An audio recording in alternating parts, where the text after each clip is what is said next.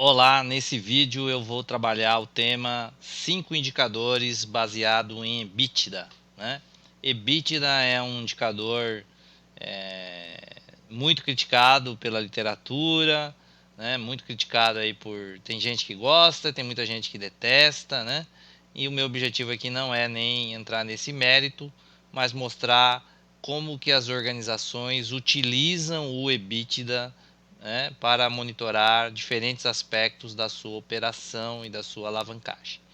Então, só para a gente começar aqui, você já deve ter ouvido falar do EBITDA, mas tem gente que fala EBITDA, né? Não importa aí o jeito que você, né, fala, mas em geral o pessoal chama de EBITDA, EBITDA como sendo né, um conceito de geração de caixa, né? Então, quando a pessoa fala geração EBITDA é geração de caixa.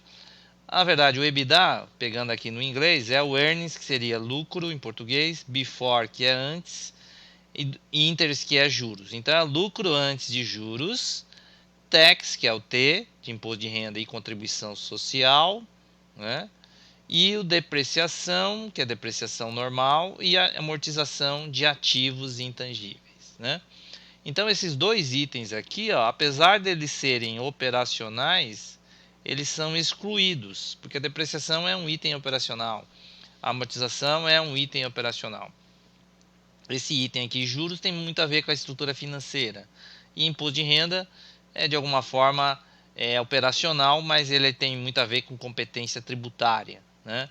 Então, à medida que você trabalha essa ideia de EBITDA, né, você está excluindo esses aspectos que têm a ver com estrutura de capital, né, carga tributária ou planejamento tributário, né, e desconta dois itens que, apesar de serem operacionais. E por que você desconta esses dois itens?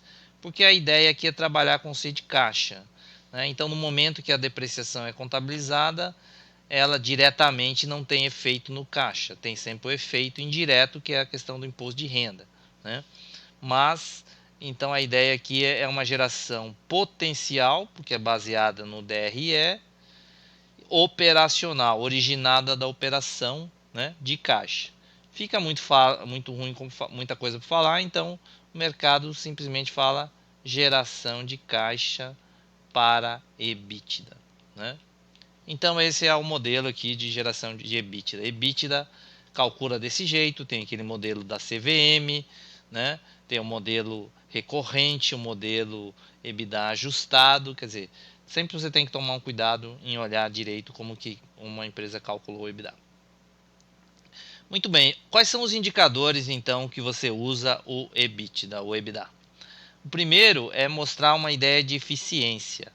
Então você pega o EBITDA e divide pela receita líquida. Então isso aqui é um parâmetro de eficiência. Isso aqui então chama de margem EBITDA, né? A margem EBITDA é uma ideia de eficiência de geração potencial de caixa. O outro uso do EBITDA é quando você pega a dívida líquida, né, descontando a dívida com bancos, descontando o caixa, descontando a aplicação financeira e divide por um EBITDA. Isso aqui então dá uma ideia de alavancagem, quer dizer, quantos anos a empresa precisaria trabalhar, né, operar para pagar a dívida líquida, né? Isso aqui também é chamado covenant, né? Eles usam como uma cláusula restritiva de contratos entre devedores e credores.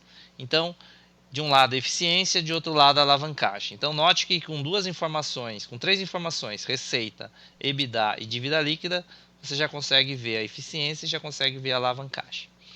Um terceiro aspecto, um terceiro indicador que usa EBITDA é pegar o chamado cash conversion, é pegar o fluxo de caixa das operações, né? Fluxo de caixa das operações e dividir pelo EBITDA. Então, quanto que é o seu cash conversion? Quer dizer, quanto mais alto, melhor, né? Isso aqui então reflete uma dimensão de capacidade de converter EBITDA em caixa, em de fato transformar EBITDA, que é potencial, em fluxo de caixa. O quarto item é se a operação é suficiente para cobrir os juros. Então chama cobertura de juros. Aí você pega o EBITDA e divide pelo resultado financeiro, né? sempre quando o resultado financeiro for negativo. Quando for positivo, não é aplicável esse indicador, né? Então, se a operação tem capacidade de cobrir os juros em quantas vezes. Quanto maior, também seria melhor esse indicador. E o último indicador, baseado em EBITDA, é o tal do valuation, que é quando a pessoa pega principalmente para empresas de capital aberto, né, que é o enterprise value, que você soma o valor de mercado das ações mais a dívida líquida. E aí divide pelo EBITDA. Então, quando você fizer isso, você vai ter uma ideia de múltiplo, né? Quantas vezes EV/EBITDA. Então, esse indicador chama EV/EBITDA, né? EV é o valor da empresa, divide pelo EBITDA para ver se a empresa está muito precificada, está pouco precificada. Também você usa o EBITDA, né, em valor, para você estimar o valor da empresa, né, usando essa ideia de múltiplo. Então, EBITDA vezes 7, EBITDA vezes 5. Esse é um valor estimado de uma empresa, sujeito a uma série de outros cálculos com mais detalhes, né? Mas dá para ter uma ideia de valuation, principalmente quando você usa empresas do mesmo setor. Evidentemente, tem empresas do mesmo setor mais precificadas, com um múltiplo maior, porque essa empresa tem mais potencial de entregar resultado no longo prazo do que as outras, né? Então, o EBITDA ele é um indicador importante e aí geralmente é usado bastante para as empresas que transacionam, fazem transação de compra e venda de empresas, usando como um múltiplo o próprio EBITDA. Então, EBITDA valor é geralmente utilizado quando uma empresa quer ser vendida, né? Então, se alguém está falando bastante em EBITDA valor, é porque já está pensando em vender a empresa, tá? Vou colocar aqui só um item aqui. Opa. Então, o EBITDA valor,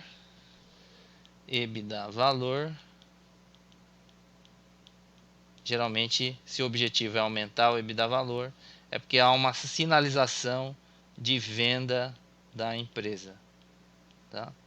E quando o EBITDA é percentual, a margem o indicador é margem EBITDA e não EBITDA valor, aí você está sinalizando melhoria de eficiência, né? Está procurando uma melhoria de eficiência, tá? Se você está querendo vender a empresa, lógico que você não pode falar para ninguém que você quer vender a empresa, mas se a métrica é aumentar a EBITDA, é porque você está, em tese, aumentando o valor da empresa, tá? Então, eu tenho uma última dinâmica aqui para finalizar esse tema 5 indicadores baseado em EBITDA. Então, a gente pega a margem EBITDA, que é EBITDA sobre receita, e pega a dívida EBITDA, tá? Que é o alavancagem. Então, eficiência de um lado, alavancagem do outro. Então, aqui faz uma matriz. A empresa que é pouco alavancada deve pouco EBITDA, mas também é pouco eficiente. A empresa pouco alavancada, vamos chamar aqui de quadrante A. A empresa que é pouco alavancada, mas é muito eficiente, quadrante B. A empresa que é muito alavancada e é pouco eficiente, quadrante C. E por último, a empresa que é muito alavancada e muito eficiente, né? Então a brincadeira aqui é você tem que aplicar 2 remédios, tomar 2 remédios, um combo, que é a mistura de 2 remédios, e uma vitamina. O que cada quadrante desse deveria tomar, né? Vamos ver então aí, ó. A empresa que é pouco alavancada, mas é pouco eficiente, ela tem problema operacional, né? Problema financeiro ela não tem. Então aqui um remédio é um remédio operacional, reestruturação operacional. Então, sei lá, tem que melhorar processos, tem que melhorar produto, né? Tem que melhorar, pode comprar máquinas, fazer alavancagem para aquisição, né? Aquisição de máquinas para melhorar a produtividade, etc., né? Melhoria de eficiência. Então, essas são as empresas que têm problema operacional, geralmente o remédio é operacional. E o quadrante em que a empresa é muito alavancada, mas é muito eficiente, que é o quadrante D, essa aqui ela já não tem problema operacional. Que problema, que remédio ela tem que tomar? Então essa aqui teria que tomar uma reestruturação financeira, né? A situação financeira, ela geralmente é venda de ativos, aquela receita clássica lá de reestruturação financeira. É aporte de capital, né? É negociação da dívida, né? Fazer desconto da dívida e tal. Então, essas são os remédios clássicos de reestruturação financeira. Então, portanto, eu posso ter um quadrante, que eu chamei aqui de C, que é muito alavancada e pouco eficiente. Então, essa aqui teria que tomar um combo, né? Ela teria que tomar um remédio financeiro mais um remédio operacional. Eu estava escrevendo até remédio, né? Mais a reestruturação operacional. Certo? Com uma única diferença, que tipo de acionista você precisa nesse quadrante C e que tipo de acionista você precisa no quadrante D, né? Então, no quadrante C, que a empresa é pouco eficiente e uma das alternativas seria aumentar o capital, eu precisaria de um acionista que colocasse a mão na massa, que trouxesse cliente, que trouxesse tecnologia, né? Que trouxesse fornecedor, processos. Então, aqui seria o que o pessoal chama de acionista estratégico, né? Já a empresa no quadrante D, aqui ela não precisa de um acionista estratégico, pode ser um acionista somente financeiro, com viés financeiro, com competência financeira, né? Então essa é a questão aí, assim, fazendo matriz é sempre interessante de avaliar os remédios em função de cada situação. E por fim, o quadrante B, né? Onde a empresa é muito eficiente e é pouco alavancada. Então aqui você não teria que tomar nenhum remédio, você tomaria a vitamina do crescimento, a vitamina C, né? Brincadeira aqui. Então aqui você teria que comprar outras empresas, aquisição orgânica, né? Crescimento orgânico, crescimento por aquisição e fazer inovação, né? Ou seja, gastar um pouco de dinheiro em inovação também. Tá legal? Com esse slide aqui, essa matriz, eu espero aí que você tenha aprendido aí sobre os 5 indicadores baseados em EBITDA, né? Os 5 indicadores tirando o EBITDA propriamente dito, né? A margem EBITDA, a cobertura de juros, a dívida EBITDA, né? O cash conversion, que é FCO sobre EBITDA, e o último, o EV, Enterprise Value EBITDA, dividido por EBITDA. Então esses são os 5 aqui, excluindo o EBITDA. 1, 2, 3, 4, 5. Tá? Então esse aqui é uma ideia de eficiência. Esse aqui é a capacidade de cobrir juros, né? EBITDA frente juros versus juros. Se a operação faz frente aos juros. Aqui é uma ideia de alavancagem, né? Situação solvência. E aqui é uma capacidade de conversão de EBITDA em fluxo de caixa, né? E esse último aqui, Enterprise Value, já é uma ideia de múltiplo da empresa.